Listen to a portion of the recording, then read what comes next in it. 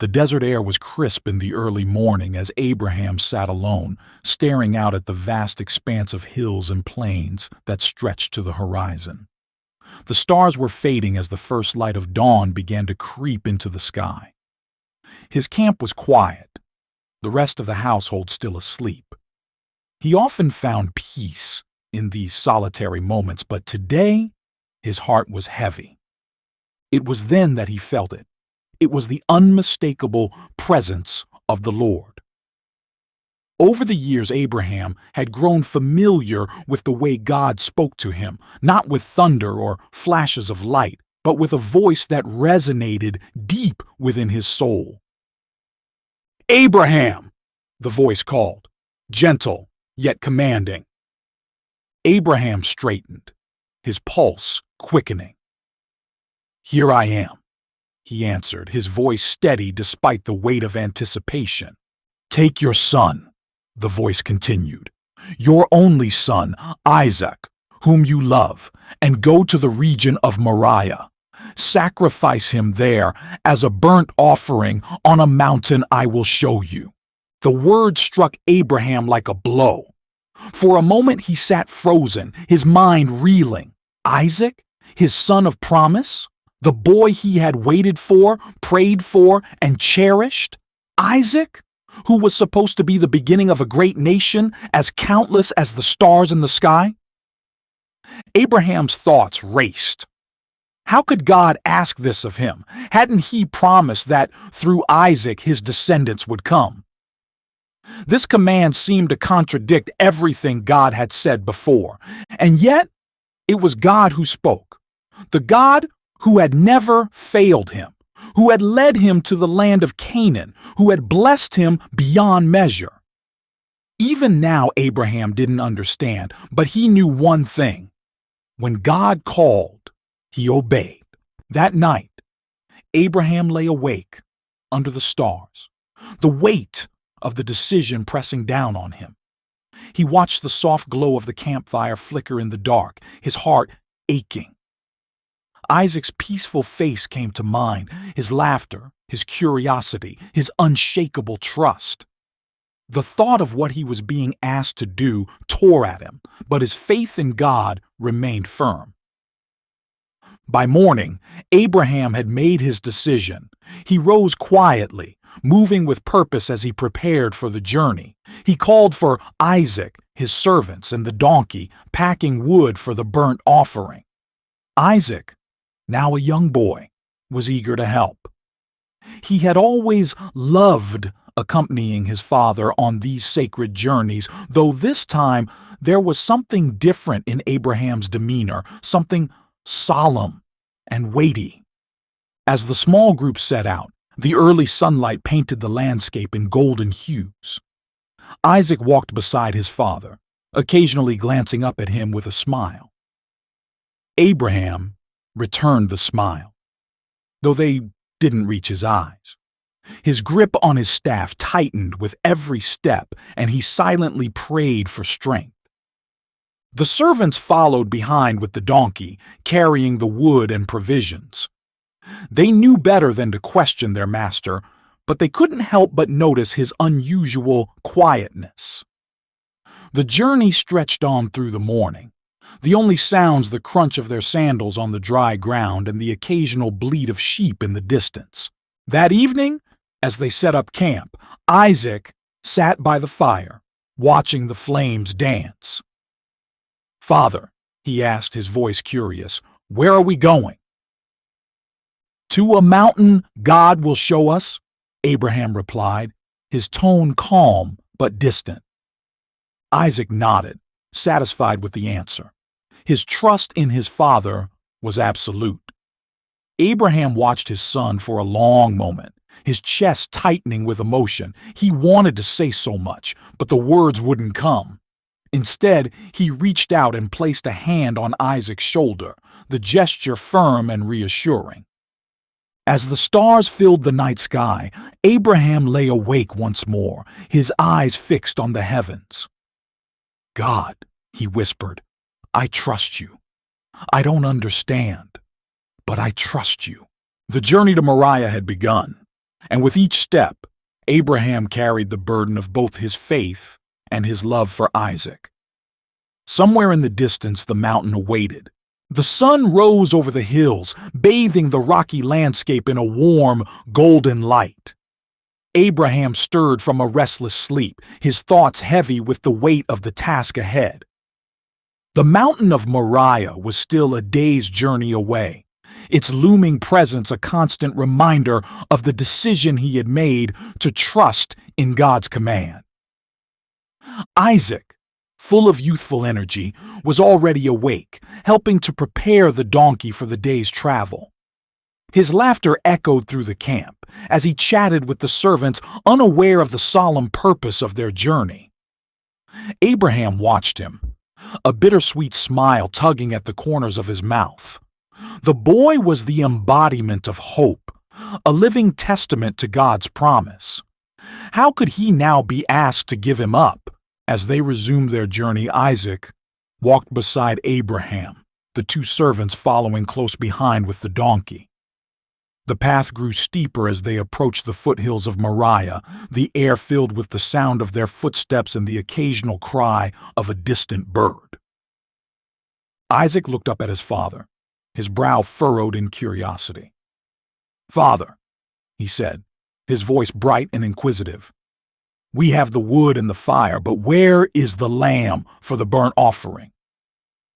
Abraham's heart ached at the question, but he kept his voice steady. "God will provide the lamb, my son," he said, placing a hand on Isaac's shoulder. Isaac nodded, his trust in his father unwavering, and the group continued on in silence. The day wore on, the sun climbing higher in the sky. The heat was relentless, and the rocky terrain made the journey slow and exhausting. Abraham's thoughts churned with each step. He replayed God's words over and over in his mind, searching for clarity, for reassurance. Despite his doubts and fears, one truth remained clear. God had always been faithful. From the promise of a son to the covenant of descendants as numerous as the stars, God had never failed him. If God had asked this of him, there had to be a purpose, even if Abraham couldn't see it now. As the group stopped to rest under the shade of a large tree, Abraham called the two servants over. "Stay here with the donkey," he instructed, his voice calm but firm. "The boy and I will go up the mountain to worship, and then we will return to you." The servants exchanged a glance, sensing the gravity of their master's words, but they nodded and obeyed. Isaac helped his father load the wood onto his back, his movements quick and eager. He carried it with the strength and determination of youth, proud to be part of the sacred task. Abraham carried the fire and the knife, his hands trembling ever so slightly as he held them. Together, father and son began the climb, the path narrowing as they ascended toward the peak. The mountain was quiet, the stillness broken only by the crunch of gravel underfoot and the occasional rustle of wind through the sparse bushes. Isaac's pace slowed as the climb grew steeper, but he didn't complain. He glanced back at his father, a smile tugging at his lips. "Do you think we'll see any animals on the way, Father?" Isaac asked, his voice light and cheerful. "Maybe a ram?" Abraham managed a small smile. "Perhaps, my son," he said softly. "Perhaps." But as the peak came into view, the weight of the moment pressed down on Abraham like never before. The boy's innocence, his trust, and his joy, it made what lay ahead feel all the more impossible. And yet, Abraham knew he had to move forward. He had to trust that the God who had guided him this far would not abandon him now. Finally, they reached the summit. The air was cooler here, the wind stronger. The view stretched endlessly in all directions, a reminder of the vastness of God's creation. Abraham set down the fire and knife, his movements slow and deliberate. Isaac looked around, his gaze falling on a flat expanse of stone that would serve as the altar. "Father," he said, pointing to the spot, "should we build the altar here?" Abraham nodded, his throat tightening as he watched his son begin to gather stones. Each piece of the altar was a labor of love and trust, every movement a step closer to the moment Abraham had prayed would never come. As the altar took shape, Abraham's prayers grew more fervent. "Lord, I trust you," he whispered under his breath. "Even now, I trust you." Isaac, oblivious to the storm raging within his father, worked diligently, arranging the stones with care. When the altar was complete, he turned to Abraham, his face glowing with pride. "It's ready," he said. Abraham looked at the altar, then at Isaac, his heart breaking. "Yes," he said quietly. "It's ready."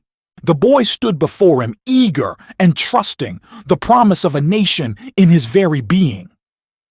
Abraham placed a hand on Isaac's shoulder, his grip firm but gentle. He didn't yet have the words to explain what would come next, but he knew the time was near. The wind swirled around the summit of Mount Moriah, carrying with it a solemn stillness that seemed to deepen the weight of the moment. Abraham stood by the altar, his hands trembling slightly as he adjusted the wood Isaac had carried. Each piece felt heavier than it should, as if the very earth was resisting the task ahead. Isaac watched his father, his young face full of curiosity and trust. "What should I do next, Father?" Isaac asked, his voice breaking the silence. His wide, innocent eyes looked to Abraham, eager to help complete the offering. He had no idea of the purpose behind the altar they had built together. Abraham turned to face his son, his heart aching with every beat. He could barely bring himself to meet Isaac's gaze, the boy's trust cutting through him like a blade. Finally, he took a deep breath, steadying his voice as best he could. "My son," he said, his tone gentle, "God has asked something of me, something very difficult." Isaac tilted his head, confused but patient. "What is it, Father?"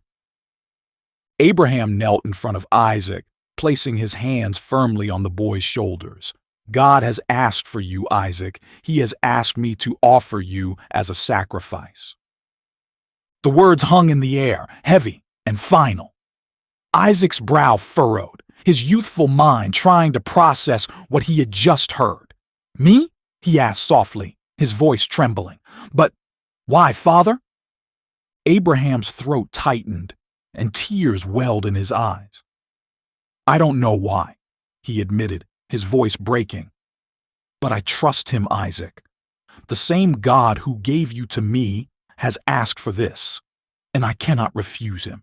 For a moment the world seemed to stand still. The wind paused, the silence deafening. Isaac's lips quivered, but then his expression softened.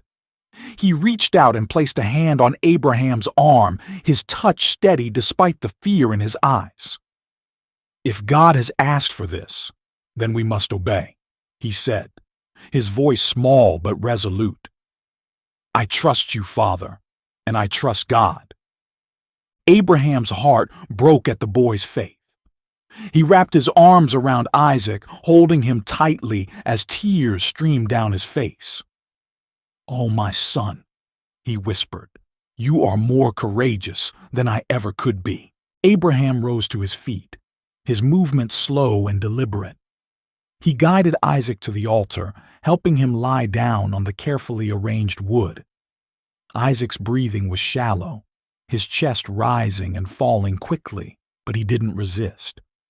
His eyes remained fixed on the sky above, his trust in his father and in God unshaken. With trembling hands, Abraham reached for the knife. It glinted in the sunlight, a stark contrast to the darkness of the moment. His grip was unsteady, and he felt the weight of every step he had taken to reach this point. He raised the blade, his arms shaking as he prepared to carry out the unthinkable. "Abraham! Abraham!" The voice rang out, sharp and commanding, stopping Abraham in his tracks. His breath caught in his throat, and he lowered the knife slightly, his eyes darting around for the source of the call. It was a voice he knew well, the voice of the angel of the Lord. "Here I am," Abraham answered, his voice trembling. "Do not lay a hand on the boy," the angel said. "Do not do anything to him. Now I know that you fear God, because you have not withheld from me your son, your only son." Relief flooded Abraham's heart, and the knife slipped from his grasp, clattering onto the stones below. He turned to Isaac, tears streaming down his face as he untied the boy and pulled him into a tight embrace. "You are safe, my son," he whispered, his voice shaking with emotion. "You are safe." As Abraham and Isaac clung to one another, a sound nearby caught their attention. A ram, caught by its horns in a thicket, struggled to free itself. Abraham's eyes widened as he realized what had happened. God had provided a substitute for the sacrifice, just as he had told Isaac he would. Abraham gently guided Isaac away from the altar and approached the ram. He untangled its horns from the branches and led it back to the altar, his heart overflowing with gratitude. Together, father and son offered the ram as a burnt offering, the smoke rising into the sky as a symbol of their faith and obedience. As the flames consumed the offering, the angel of the Lord spoke again. "Because you have done this, and have not withheld your son, your only son, I will surely bless you. Your descendants will be as numerous as the stars in the sky and the sand on the seashore. Through your offspring, all nations on earth will be blessed, because you have obeyed me." Abraham's heart swelled with relief and gratitude as he listened to the promise. He turned to Isaac, who stood by his side, his young face now etched with a deeper understanding of faith and trust. "Come, my son," Abraham said, placing a hand on Isaac's shoulder. "Let us return home. God has been faithful to us once again." Together, they descended the mountain, their steps lighter than before. The journey back was filled with quiet reflection, the bond between father and son stronger than ever. They had faced the ultimate test of faith, and through it, they had seen the unwavering faithfulness of God. The path down Mount Moriah was steep, but Abraham's steps were steady, each one lighter than those he had taken to climb it. Beside him walked Isaac, his young face thoughtful but calm. The boy had been spared, the ram had been sacrificed, and the heavy weight of God's test was replaced with a profound sense of gratitude and awe. Neither spoke for a while, the silence filled only by the crunch of gravel underfoot and the occasional whistle of the wind. It wasn't a silence of tension, but one of reflection. Both father and son had experienced something beyond words, something that had forever deepened their understanding of faith. As the base of the mountain came into view, Isaac glanced at his father. "Father," he said, his voice soft but clear, "why did God test you like that? Why ask for something so hard?"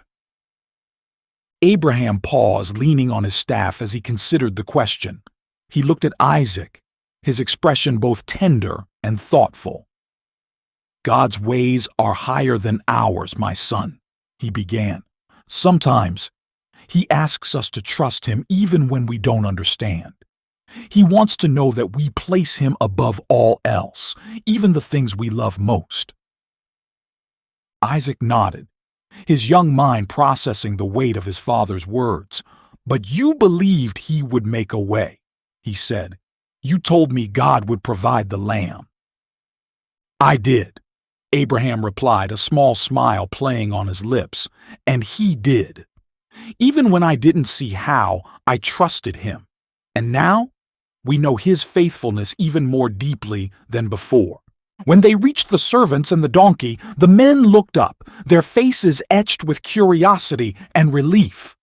They had sensed something unusual about this journey, and the expressions on Abraham and Isaac's faces confirmed it.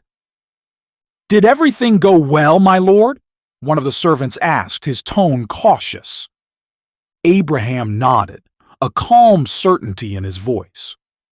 "Yes, the Lord provided, as he always does."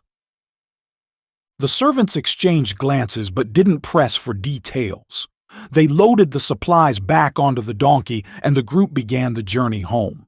The trek back to Beersheba was quieter than the journey to Moriah. Isaac walked beside his father, occasionally stealing glances at him. The boy's trust in Abraham had always been strong, but now it felt unshakable. He had seen his father's unwavering faith in action, and it had left a deep impression. Abraham, too, found himself watching Isaac with a new sense of wonder. The boy wasn't just his son, he was a living testament to God's promises, a reminder of what it meant to trust in the one who sees all and knows all. As the sun dipped lower in the sky, casting long shadows across the landscape, Abraham's thoughts turned to the covenant God had reaffirmed on the mountain. "Your descendants will be as numerous as the stars," God had said. The promise echoed in his mind, filling him with hope for the future. He knew the path ahead wouldn't always be easy, but God's faithfulness was certain. When they finally approached their camp, Sarah spotted them from a distance.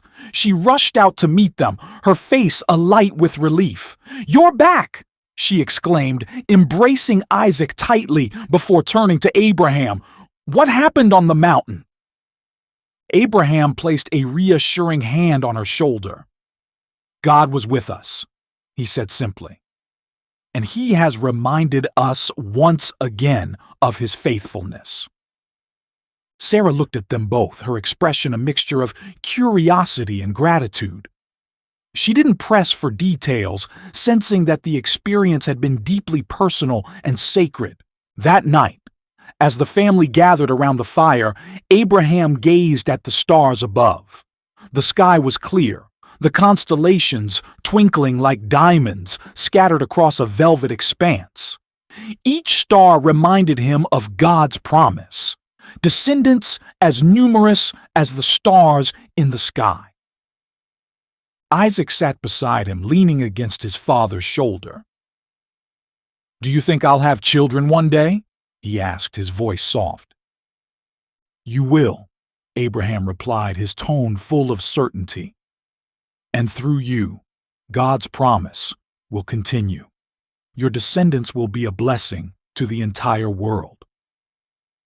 Isaac smiled, his heart filled with hope.